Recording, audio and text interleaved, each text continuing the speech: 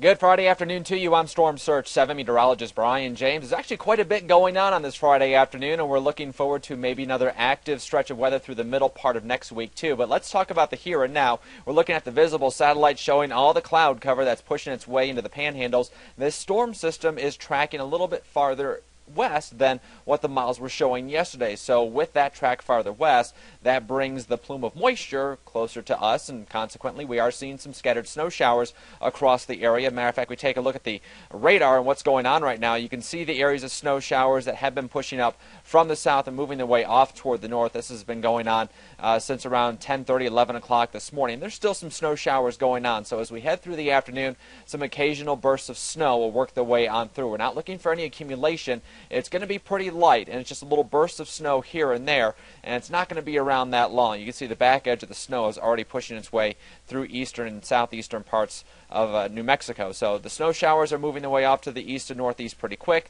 and by the time we get to this afternoon and this evening and the rest of the afternoon and evening, most of the snow showers will taper off, and then overnight tonight this whole storm system moves out and the sky starts to clear out. Then we'll focus on what's going to happen potentially through the middle part of next week, and this is really interesting. The computer models still not in much agreement. We'll go back and forth between the three different computer models that we have available to us. We're looking at the first one right now, and it has a storm system centered over the Four Corners area Monday morning. The second one, pretty close to the same, just west of the Four Corners. And then the third computer model has a storm much farther back toward the west and southwest, making its way across southern parts of California.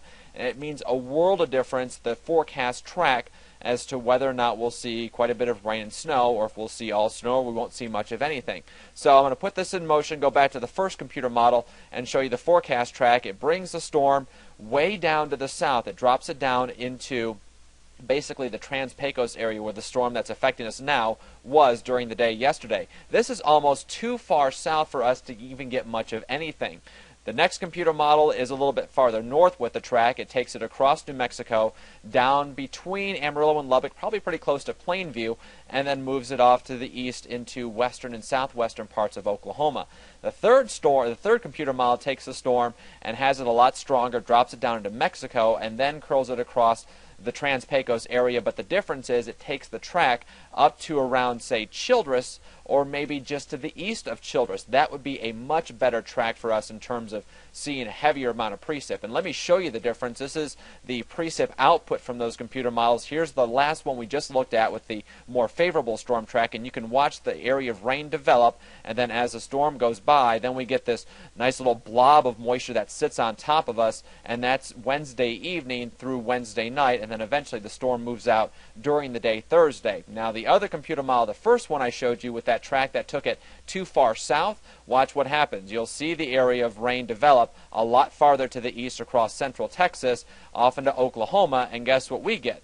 Practically nothing. That's why the forecast track is so important with a storm like this.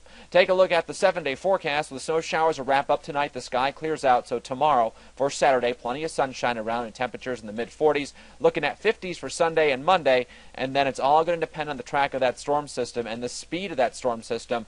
Right now we're going with a scattered mix of rain and snow for Tuesday, and then some leftover snow Wednesday morning. Stay tuned, though. We'll update the forecast as those computer models get the track a little bit more cohesive comparing each other. Right now it doesn't look all that promising for them to come together in some agreement in the short term, but hopefully in the long term they'll get a little bit more organized, and we'll update the forecast as needed.